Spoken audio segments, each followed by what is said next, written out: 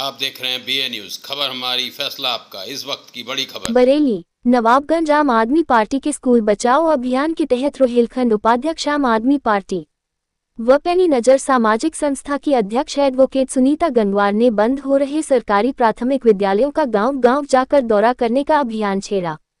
सबसे पहले सुनीता गंगवार नवाबगंज तहसील के ग्राम तुमडिया में पहुंची, जहां पर छोटे छोटे बच्चों व उनके माता पिता से मुलाकात की। सुनीता गंगवार ने बच्चों का दर्द व माता पिता का आक्रोश देखा। सरकारी विद्यालयों को बंद होने का लोगों के अंदर भारी आक्रोश व्याप्त हो रहा है। सुनीता गंगवार ने कहा, सरकार की मंशा विद्यालयों को मर्ज करना नहीं बल्कि शिक्षा से बच्चों को वंचित करना है। ग्राम सौदल नगला, जो कि एक ही ग्राम पंचायत का ग्राम है, वह भी स्कूल सरकार की नीतियों के तहत भेद गया। वहां भी बच्चे अपनी दर्द बयां कर रहे हैं कि हम कैसे स्कूल जाएंगे, अब हमें बहुत दूर जाना पड़ रहा है।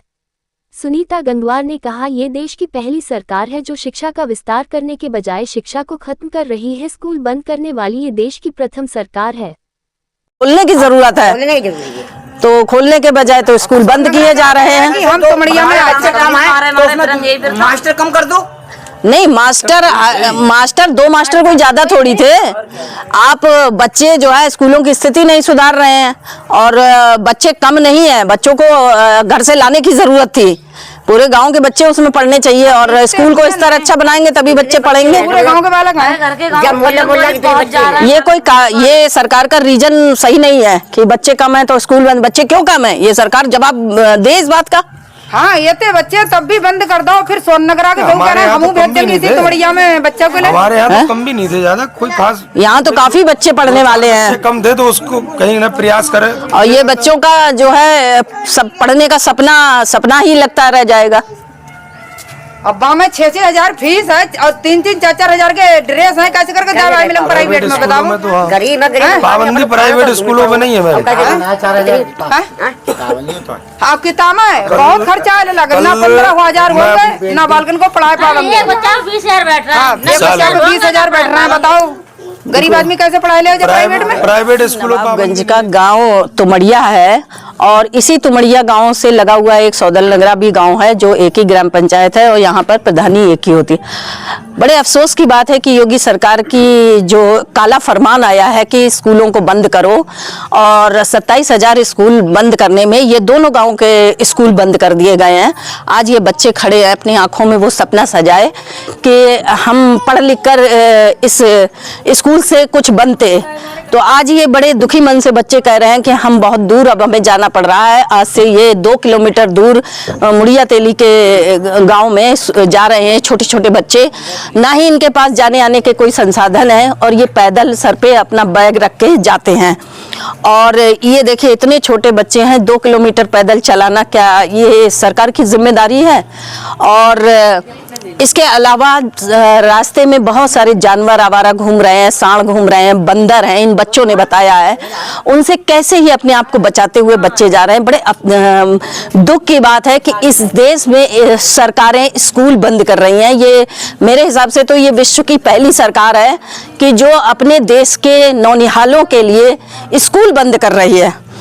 इससे तो मनसा और माता पिता भी ये खड़े हुए हैं और माता पिता भी कह रहे हैं कि ना तो हमारी क्षमता है कि हम इन बच्चों के लिए कोई वाहन लगा सके और ना ही हमारी क्षमता है कि हम इन्हें किसी प्राइवेट स्कूल में पढ़ा सके, क्योंकि इनकी जो आर्थिक स्थिति है वो इतनी निम्न स्तर की है कि इनके लिए तो 2 वक्त की रोटी जुटाना ही बहुत मुश्किल है। तो ऐसी स्थिति में ये कोई प्राइवेट स्कूलों में पढ़ा नहीं सकते हैं, तो लिहाजा इनकी मजबूरी है कि अभी ये 2 किलोमीटर दूर वाले स्कूल में जा रहे हैं। हो सकता है माता पिता ने ये भी कहा कि अगर बच्चों के लिए खतरा हो जाता है तो हम स्कूल भेजना भी बंद कर देंगे, क्योंकि हम खर्चे नहीं उठा सकते ज़्यादा।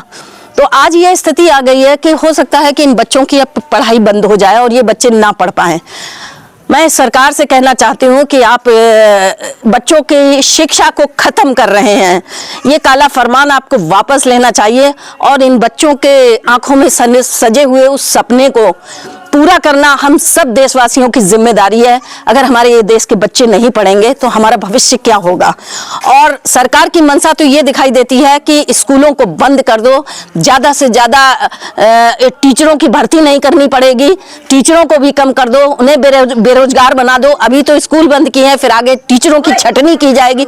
और सरकार का ये तर्क कहाँ तक सही है कि स्कूलों में बच्चे नहीं हैं। इसका जवाब कौन देगा कि स्कूलों में बच्चे क्यों नहीं है, स्कूलों को अच्छा क्यों नहीं किया गया, स्कूलों में ऐसा क्यों नहीं बनाया गया कि उसमें सभी वर्गों के बच्चे पढ़ें, क्यों गरीब के बच्चे उसमें पढ़ रहे हैं, क्यों प्राइवेटाइजेशन किया जा रहा है, क्यों प्राइवेट स्कूल बनाए जा रहे हैं। शिक्षा देना हर सरकार की जिम्मेदारी होती है, हर देश की सरकार अपने देशवासियों को शिक्षित करती है, लेकिन इस बीजेपी सरकार ने यह ठान रखा है कि हम अपने देश के बच्चों को शिक्षित नहीं होने देंगे, गरीब वर्ग के बच्चों को शिक्षित नहीं।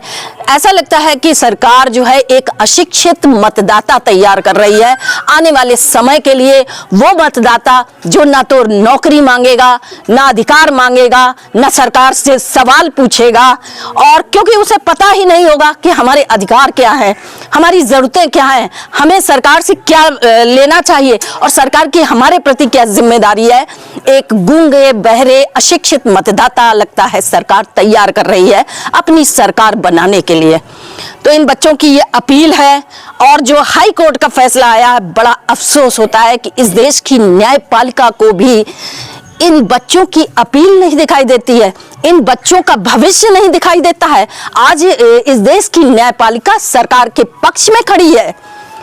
ऐसी न्यायपालिका को ये शोभा नहीं देता है, क्योंकि न्यायपालिका पूरे देश की एक ऐसी संस्था है जिस पर पूरे देश की उम्मीदें टिकी होती हैं। तो इस स्कूलों को बंद नहीं किया जाना चाहिए और पास के गांव के दोनों स्कूल बंद कर दिए। ये इतना अत्याचार हो रहा है, देश के भविष्य पर एक सवाल या निशान लग रहा है।